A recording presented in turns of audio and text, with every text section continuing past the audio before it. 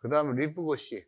최근에, 아까 말씀드린 달팽이 모양의 1, 2, 3, 4, 5, 6, 7, 8, 9, 10. 예. 파리 시내는 어느 정도 이제 개발이 됐다고 보고, 외곽이 약간 슬럼화된 지역을 우리가 13지역이라고 하는데, 그러니까 파리의 오른쪽의 하단, 동쪽의 하단. 그래서 리브고시라는 건 왼쪽의 강둑을 의미한다. 센 강을 지금 왼쪽에 있다. 리버. 오른쪽은 이게 드로이트라고 하더라고. 오른쪽은. 그래서 되게 철도노시 복잡하게 얽히고 단절된 낙후된 공업지역을 새로 복합 개발을 했다. 한 지역을 우리가 리브고시라고 합니다. 리브고시에서. 그래서 보면 이게 이제 유명한 파리 국립도서관. 네? 너무 아름답죠. 이쪽에서부터 여기까지가 지금 이쪽에 철도역 주변을 갖다가 도시재생화 사업에서 복합단지로 만든 겁니다. 좀 더 자세하게 살펴보면 이걸 시행했던 사는 샘파라고 파리시하고 서울시하고 서울시 주변에 도시공사가 합쳐서 만들었고, 주로 용도는 주거, 예술, 교육, 오피스 등. 그래서 파리 도시 개발 역사상 가장 넓은 도시 재개발 사례가 되겠습니다.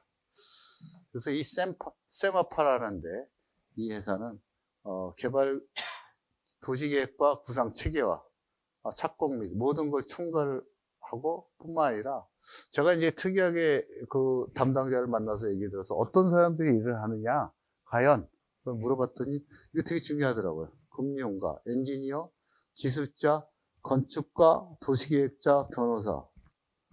이게 제일 중요한 사람들. 커뮤니케이터. 무엇을 필요로 하고 이거를 커뮤니케이션에서 어떤 지역으로 만들 것이냐. 그러니까 전놓는 게 중요한 게 아니에요. 이걸 전화서 누가 Who is going to use this building? 누가 이 건물을 사용할 거냐 너무너무 중요한 거죠.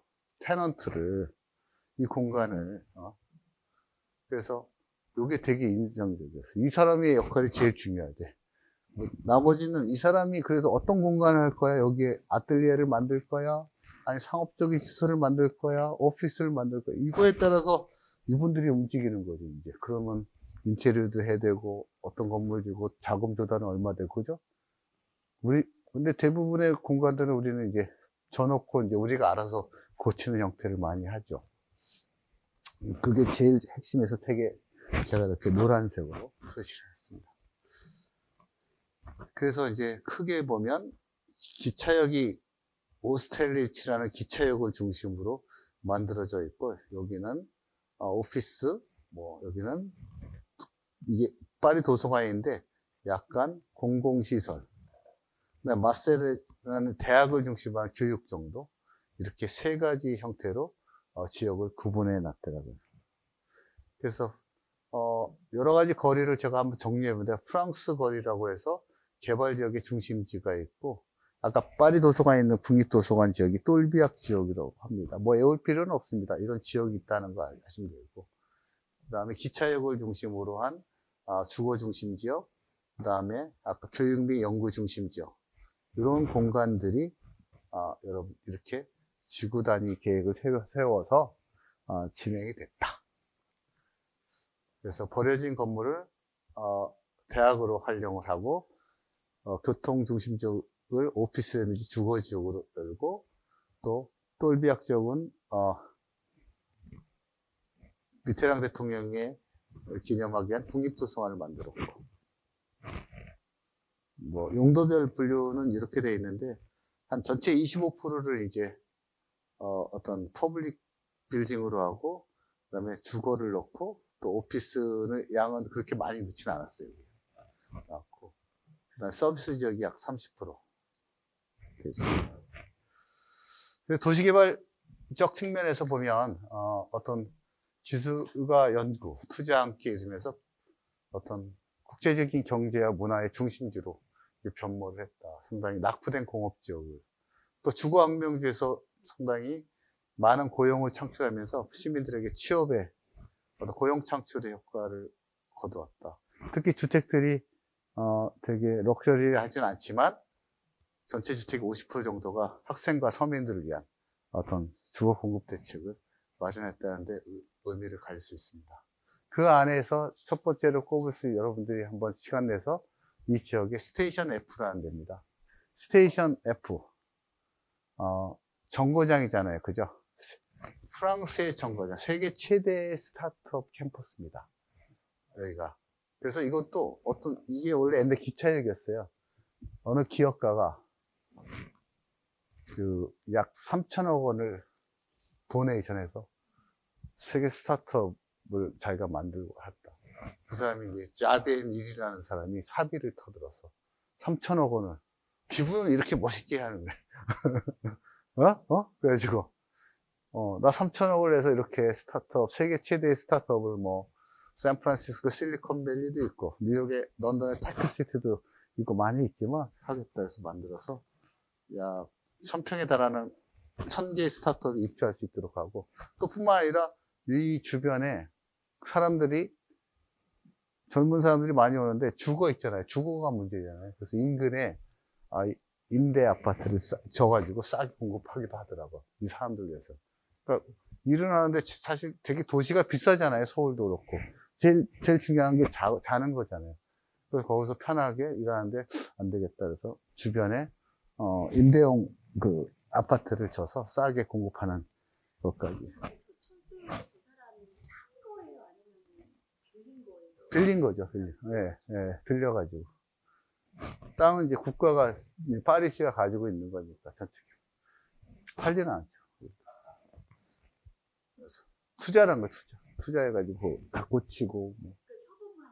예. 운영에 대한 전부. 그래서 길이는 310m 정도 됩니다. 그래서 건물은 1920년대 건물이었습니다. 그래서 지역을 세 공간으로 놨어요. 존, 쉐어하는 존, 뭔가 창작하는 존, 칠하면 뭐예요? 뭐 어떤 것 같아요? 칠하면 먹고 노는 존, 음식점, 카페, 위스키바, 이렇게 다양하게 섹션을 이렇게 나눴더라고. 그래서 특히 창작존에는 프랑스를 대표하는 루이비통이라든지 또 우리가 아는 미국의 세계적인 회사인 구글이라든지 이런 회사들이 마이크로소프트든지 후원해가지고 들어와 있어요. 여기 들어와서 젊은 창작들한테 아이디어가 있으면 그 아이디어를 같이 아이디어만 있지 그걸 갖다가 상품화할 수 없잖아요. 그런 걸 지원해 주는 거죠. 아 그래? 재봉틀 루이비통에서 이런 거 하면 그래? 이런 걸 이렇게 하면 돼. 그래서 약간 에듀케이션적인 측면도 있고 그러니까 아이디어를 사는 거죠. 기업에서. 그죠? 젊은 애들이 아이디어가 많을 거 아닙니까? 그죠? 그런 걸 갖다 어떻게 상품화 하느냐. 그런 기업에서 잘 겁니다. 그래서 공유 오피스적인 역할, 여기 창작의 형태, 여기는 먹고 노는 역할. 먹고 논다는 게 좀 이상하지만. 안 가보셨죠? 네. 그래서 루이비통이 제가 이제 들어갔을 때 아까 크리에이트 존 가면 루이비통이나 구글에서 이렇게 악셀레이터 역할을 좀 해는 기업들이 들어와서 지원하면 같이 협업을 하는 형태. 기업들도 좋죠. 젊은 친구들이 상당히 좋은 아이들 하면 투자도 할 수 있고 거기서 뭐 성공하면 10개 투자해서 하나 통보하면 되니까. 여기가 이제 7이라는 여기가 가보시면 이제 이렇게 레스토랑, 카페 자유롭게 마시고 위스키 마시는 데도 있고 여기 이제 라펠 이시타 천석의 레스토랑인데 대규모로 젊은 사람들이 와서 예 제가 아무나니까 여기 들어갔죠. 제가 찍어서 아니 저기 그 크리에이트 존은 일정 시간에 그 비지팅 시간이 있어요. 무료예요. 그 투어도 시켜주고 그러니까 그거 저기 뭐 못 들어가고 그런 건 없어. 그 몇 시 투어 시간이 정해서 여러분들이 사전에 예약을 하면 들어갈 수 있고 여기는 아무나 들어갈 수 있어. 먹고 파는 데니까.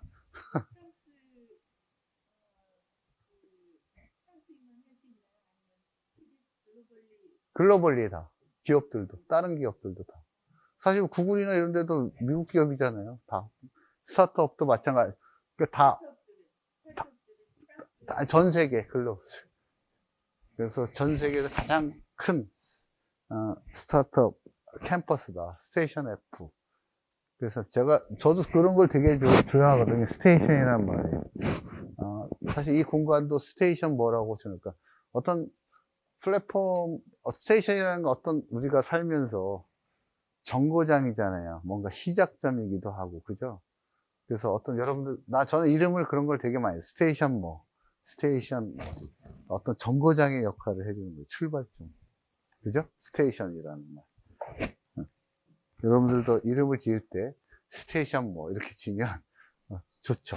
어떤 정거장 역할을 해주는. 거기에 이제 여러분 잡지 좋아하시는 패션이나 이런 거 좋아하는 르몽드라고 프랑스에서 제일 큰 그 미디어 기업이죠. 그래서 르몽드라고 많이 들어보셨을 거예요. 잡지, 출판, 신문 최대. 우리나라는 어디가 조선일보가 제일 큰가요? 나 잘 모르겠어요. 그래서 2020년도에 일로 옮겼어요. 아까 그 지역으로. 이 지역으로. 아까 리브고스 지역으로 옮겨서 스노에따라고 유명한 노르웨이의 건축가가 건축을 했고 유리와 금속을 사용했어요. 그래서 이 우회가 되게 루프탑 광장인데 되게 좋더라고요. 이렇게 위에서 시민들도 다 올라갈 수 있어 볼 수 있게 해서 이렇게 되어 있습니다. 한번 아까 앞에 보면 이렇게 유리로 되어 있지만 이렇게 쉽게 해서 올라가서 형태로 되어 있어서 카페가 이렇게 중간에 있고 그 다음에 프랑스 미테랑 대통령 96년도에 그분이 이제 계획을 써서 프로젝트를 했는데 세계 최대의 자연 친화적인 도서관, 약 책을 펼쳐놓은 모양으로 이렇게 되어 있죠. 4개의 빌딩. 제가 사진을 4개를 찍을 수가 없더라고요. 각도가 안 나. 하늘에 올라갈 수가 없어서 그냥 정면에서 좀 찍었던 걸 양해해 주세요. 도미니코 페루라고 여러분 너무나 유명한 설계사죠. 프랑스 루피아는 설계를 했고 대한민국의 아주 중요한 직치 심취 요절과 왕호 천축 국전을 보관하고 있답니다. 난 보진 못했어요. 그래서 이건 내가 인터넷에서 이제 이렇게 돼 있어요. 그 다음에 이 안에는 자연 친화적 숲이 이렇게 있고 여기는 안에 무료로 들어가실 수 있습니다. 무료로 들어가실 수 있고 그래서 안에 들어가시면 이런 형태의 내부의 모습을 제가 촬영한 거. 근데 바로 앞에 아까 리브고스 바로 앞에 세계에서 가장 아름다운 보행다리라고 합니다. 걸어서 다녀갔어요. 그 파리 도서관하고 연결이 돼 있어요. 연결. 그래서 시몽 드 보부아르라는 사람의 이름을 따서 여러분 문학을 아시면 사르트르의 계약견으로 유명한 책을 썼던 사람이죠. 페미니스트고 그 사람의 이름을 따서 물고기 모양의 그죠? 물고기 모양의 구름다리를 연상케 하는 곡선으로 만들어서 그런 이 다리라는 역할이 그렇게 중요한 겁니다. 되게 개발되지 않은 양쪽에 연결해서 그런 양쪽을 재생시킨 아주 대표적인 사례인데 너무 아름답죠. 그래서 제가 이제 반대편에서 이 파리 도서관을 찍은 겁니다. 걸으면서 그렇게 되어 있고요. 그 다음에 여러분들 파리가 도시가 되게 복잡하고 되게 포화 상태니까 라데팡스라는 다기능 복합 개발 도시를 만든 거예요. 그래서 1958년부터 30년여를 했죠. 장기 개발 구성을 해서 만든 도시입니다. 어디 같아요? 맨하탄 같죠? 그죠? 파리의 맨하탄이라고 우리가 얘기를 합니다. 이쪽이 파리고. 혹시 라데팡스 가보신 분 계세요? 뭐 하셨어요?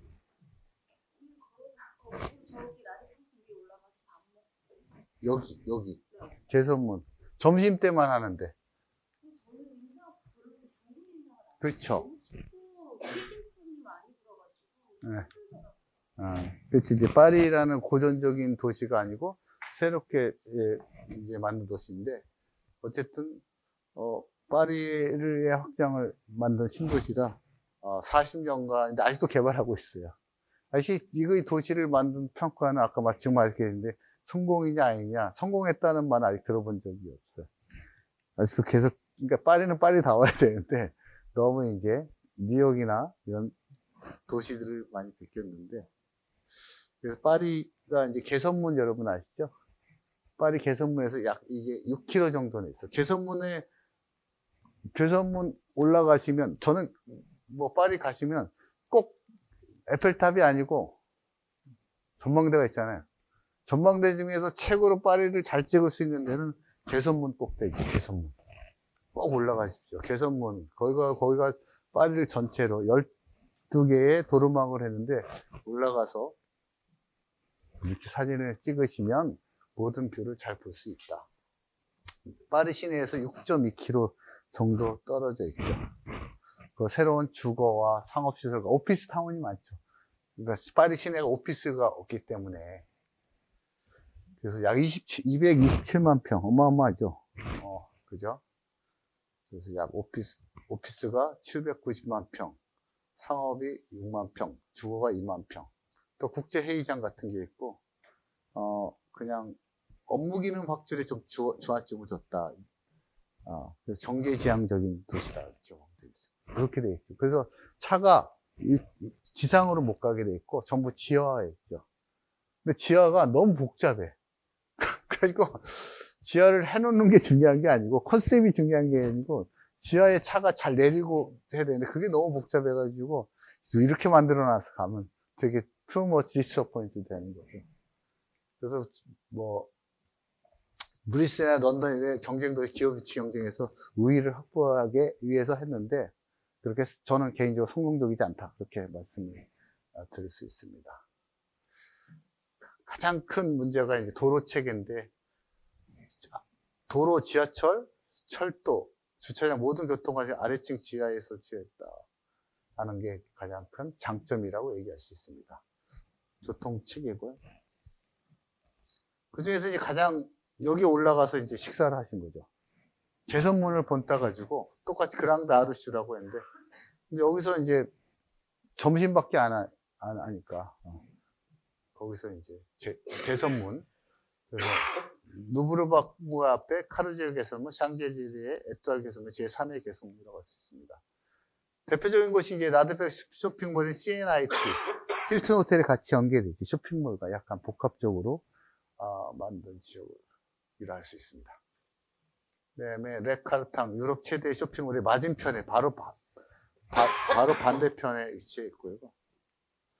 그 다음에 여러분 뭐 아시는 이런 발사다니의 엄지손가락인지 칼도라는 건물이 이제 미술 장식품이 있습니다. 그 다음에 아까 말씀드린 올해 9월부터 2030년까지 문을 닫는 프랑스의 3대 미술관 중에 하나인 현대미술관이 이제 퐁피두 센터죠. 원래는 주차장이었지 이 공간이. 그래서 리차드 로저스나 렌조 피아노죠. 이 설계를 했고 그런 건물 내부에 있어야 하는 엘리베이터, 에스컬레이터, 파이프, 수도관들이 왜 바깥으로 노출시켜가지고 나와 있는 건축물로서 20세기를 대표하는 주요 건축물 중에 하나죠. 그래서 거기에는 현대미술이라든지 자료도서관, 아틀리에 등이 지금 있어서 2000년도에 개장을 했다고 합니다. 근데 저는 여기서 이 공간에서 가장 느낀 건 그 안에 공간보다 사실 저는 바깥이었어요. 우리가 이제 우리 많은 건물들이 서울에도 있고 도쿄도 있고 많이 있는데 미술관이나 박물관이 그 자체의 건물이 중요한 게 아니고 그 건물 주변에 약간의 비어있는 공간이 있어서 사람들이 거기서 쉴 수도 있고 그냥 꼭 안 가더라도 그런 공간들이 되게 중요해요. 예술의 전당만 있는 게 아니고 그 옆에 공원도 있어 사람들이 꼭 안에 오페라나 그런 관람을 안 하더라도 좀 쉴 수 있는 공간이 있어야 되는데 저는 이 공간을 되게 좋아해요. 바로 그 퐁피두 가시면 이 공간 있잖아. 여기 앉아서 쉬기도 하고 뭔가 여유가 있잖아요. 이런 공간들이 했다는 게 도시를 이 공간을 만들었던 사람들의 의중이 시민들의 편의성을 주지 않았나. 뭐 여기다 뭐 상업시설을 넣을 수도 있고 다양한 건물들을 들을 수도 있겠죠. 그러나 사람들이 이 퐁피드라는 걸 보면서 이런 공간에 약간의 공간과 광장을 둬서 시민들의 휴식처를 제공했다는 의의를 줄 수 있다. 저는 그렇게 생각합니다. 뒤에서 보면 있죠. 이쪽이 이제 마레지구가 되겠고 이 기점으로 해서 안에 이제 들어가면 로비나 북샵이나 그런 도서관이 이렇게 있고 그 내부 공간을 자유롭게 구성을 했다. 그래서 루브르 박물관이 여러분들 뭐 다음 주에 설명을 드리겠지만 고대 중세 르네상스 미술품이었고 오르세 박물관의 인상파 작품이었기 때문에 이어서 연대기로 현대 미술 작품을 전시했다. 그 다음에 아까 말씀드린 그 파리 도서관 있잖아요. 그 맞은편이 베르시라는 지역이라고 합니다. 지금 이제 이게 포인트가 파워가 없어서 그런데 이 베르시 이 파리 국립도서관 맞은편이 베르시 공원이 있는데 여기도 이 낙후되어 있는 지역을 갖다가 도심 속에 공원을 잘 꾸며가지고 우리 시부야처럼 그죠? 시부야도 이제 그런 오래된 공원을 최근에 미키가 그죠? 우리가 그 공원 이름이 뭐죠? 미야시타 파크처럼 만든 공원이죠. 그래서 영화 박물관도 있고 여기가 이제 옛날에 보르도에서 와인이 수입되면 와인 창고였어요. 그죠? 보르도나 그런 프랑스 지역에서 와인이 공급되면 와인 창고들이 쫙 있었던 지역이었어요. 그래서 공원이 이렇게 생겼는데 요 중에서 와인 창고를 지금은 안 쓰니까 이런 조그만 샵으로 개조해서 되게 재밌어요. 그래서 샵들을 그 옛날 여기다 와인 저장고예요. 그 다음에 또 시네마테크에서 1983년도에 프랑스의 옛날 영화부터 우리나라로 말하면 별이 빛나는 밤에 뭐부터 그런 것도 있고 뭐 있죠? 저 이주철 대표님 옛날 영화. 네? 그런 거 있잖아요. 훔친 사과가 맛있다 뭐 이런 옛날 영화 뭐부터 프랑스의 시인별 감독 유명한 감독의 영화를 보세요. 영화 전문 그런 영화관이에요. 그래서 전시 공연 도서 복합 문화 공간으로 또 만들었고 그래서 이것도 이제 개발 비용이 약 1억 7천, 약 2조 원 정도 전체 공간을 만드는데 됐다. 그래서 거기 이제 아까 말씀드린 와인 창고를 재생해서 커피숍이나 다양한 편집숍이나 레스토랑 같은 걸 만들었죠. 아기자기하게. 그래서 200m 정도의 와인 창고 지역을 42개의 와인 창고가 있었어요. 그 확충을 한 사례가 베르시입니다. 베르시 공원. 근데 파리 가장 시내 포름데알이라고 우리로 말하면 서울역 같은 데죠. 가장 중심적인 역. 대부분 호텔들이 이 주변에 많이 잡죠. 그렇죠. 장순영 대표님. 여기가 시내니, 그죠? 노보텔부터 해가지고 가장 중심에 있으니까. 그리고 여기가 제일 중심되는 역이고. 원래는 우리 경동시장처럼 식재료, 재래시장을 했어요. 근데 복합 쇼핑몰로. 그 당시 재래시장 했을 때는 상당히 불량배들의 근거지고 범죄에 온상된 지역이 있죠. 2018년부터 이제 재생을 해서 역과 함께 개발을 했어요. 그래서 연평균 방문자가 34만 평이고 파리에서 두 번째로 많이 방문한 쇼핑몰로 선정이 됐다고 합니다. 2018년 168개의 브랜드가 입점을 했고 도서관, 극장, 공연장 그런 복합 공간이 여기 그 안에 다 있어요. 모든 게 다 해결됐습니다. 안에 이제 바깥쪽으로 들어가시면 이런 구조로 되어 있습니다. 층별로 계단으로 연결되어 있고 입구에서 본 푸름데알 여기입니다. 그 다음에 이제 퀴노라고 너무 아시죠? 여러분 구찌나 발렌시아의 오너 그분이 만든, 그분 이름이 프랑스어 순호죠. 만든, 그 현대미술 컬렉션. 그죠. 너무 아름답죠, 사실. 아까 그 프롬데아 시장, 그 맞은편에 있어요. 프롬데아라고. 반대쪽에서. 거기 보면, 제프 콘스나, 뭐, 마로스코나, 피에르 울리, 신디 셔먼, 데미안 호스, 약 5,000점의, 예, 컬렉션이 있어서, 최근에 안도 다다하고 협업해가지고, 많이 그 변경을 했다고, 디자인 위층이. 우리나라 화가, 여성 화가들도 최근에 작년에 가니까, 김수자, 그분, 외국에서는 그분을 더 이렇게 쳐주는 거예요. 제가 어디 갔냐면, 코펜하겐에 갔더니 어떤 지하의 하수도에 있는 이런 공간인데, 거기에 전시관이야. 그렇게 럭셔리하지도 않은데, 거기에 그분 전시가 딱 있어서 깜짝 놀랐어요. 네, 코펜하겐에 가서. 김수자. 맞죠? 그래서 여러분들이 옛날에 곡물의 저장소였고, 증권거래소 어떤 장소를 현대미술관으로 이렇게 재생한 사람입니다. 그래서 보면, 이 밑에서 보면 유리로 되어 있거든요. 너무 멋있어요, 이 안에.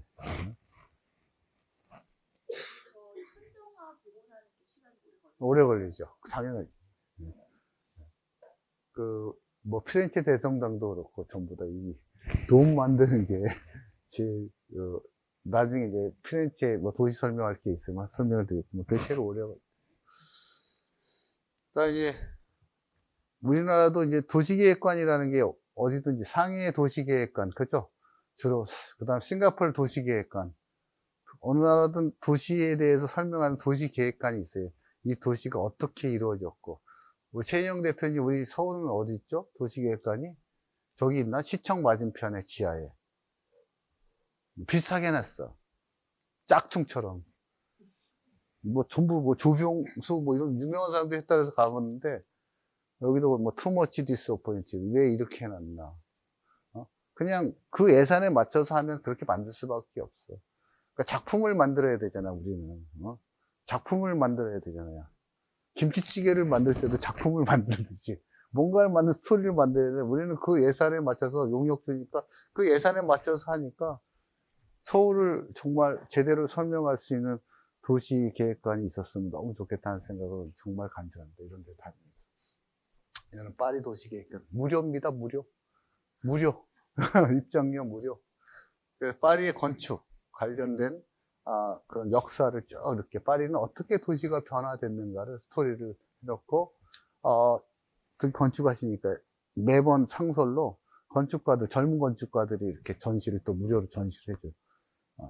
근데 막 럭셔리하지도 않아. 꼭 그러니까 우리가 막 현대화되고 모더나이즈되고 럭셔리할 필요가 없거든요. 이런 공간들은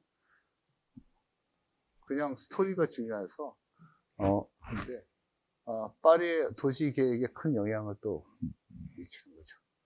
들어가시면 이렇게 파리라는 도시가 어떻게 구성이 되어 있는지를 설명할 수, 어떻게 변화가 되고 있는지를 천천히 이제 도시에 대해서 관심이 있는 공부하고 싶으신 분은 이런 데 가서 공부하시면 딱일 건데 하루 종일 앉아가지고 역시 파사주죠. 파리 하면 비도 안 오고 그죠 여러분들 비 안 오게 이렇게 해놓잖아요. 그걸 파사주라고 하죠. 19세기에 등장한 그 프랑스 건축 양식입니다. 건물 사이로 실내 또는 실외의 통로를 말하는 파리만의 독특한 건축 양식을 우리가 파사주. 그래서 제일 좋은 건 뭐예요? 비 와도 그냥 쇼핑할 수 있고 그런. 네, 제일 유명한 데 갤러리 BBN이라는데 파리의 가장 대표적인 상징인 파리 파사주죠. 양쪽에 부티크 샵이 있고 그 옆에 와인샵, 바 이런 게 잘 있어요. 저기 가시면 좋죠. 그 다음에 파사주 카이로라는데 1789, 그 2구 시내 중심에 있고요. 가장 길어요. 370m. 그래서 여기 특징은 뭐 그런 이집트의 여신이라든지 금으로 된 조각상들이 여러분들이 볼 수 있습니다. 세 번째로 또 파사주 그랑세르프라는 데인데 약 12m의 유리 지붕이 굉장히 특징이고 특히 가구 애호가, 퍼니처 이런 애호가들이 이 동네를 많이 찾습니다. 또 파리에서 가장 주목할 만한 현대 건물 중 하나입니다. 특히 버려진 창고를 패션, 그 다음에 문화, 디자인, 복합 공간으로 재생하는데 얘기합니다. 그래서 이게 아까 얘기한 리브곳이 바로 입구에 있습니다. 2008년도에 패션, 문화, 디자인 복합 공간으로 이 젊은 파리 기행들의 어떤 놀이터 역할을 하게 되는 지역입니다. 그래서 전시 공연은 예술가, 창작자, 스타일리스트, 사진가, 건축가, 젊은 재능을 발견하는데 초점을 좀 맞추고 있습니다. 그래서 안에 들어가면 패션도 하고 젊은이들이 저녁에 모여서 뭐 축제 같은 이벤트 같은 걸 하고 있습니다. 제가 좀 다리에서 지금 바깥에 외형 사진이에요. 김수현 시장에 가보셨어요? 주로 마력 지역까지만.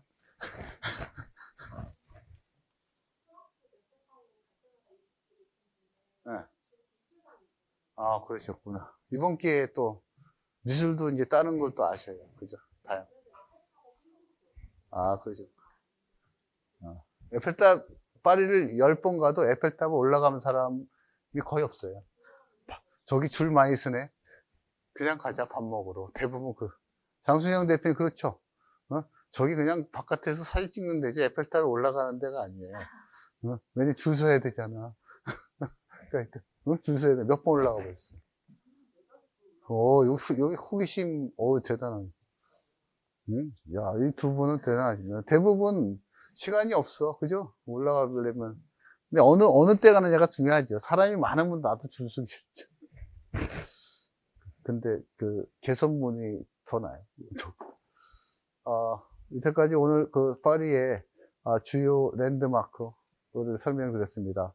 어떤 공간이나 건물들이 단순한 물리적으로 어떤 지어진 것보다는 그런 물리적으로 지어진 배경 뒤에는 과거의 시점에서 어떻게 현재 변했고 또 미래를 어떻게 이어가는 브릿지 역할을 하느냐 되게 중요한 스토리가 될 것 같습니다. 그래서 여러분이 파리를 다음에 가시면 뭐 이 정도 랜드마크 정도 보셨다 그러면 거의 다 보신 거로 제가 생각이 들어요. 그리고 다 설명을 드렸고 다음 시간에는 파리의 랜드마크가 아닌 주요 명소 및 파리에 관련된 이야기.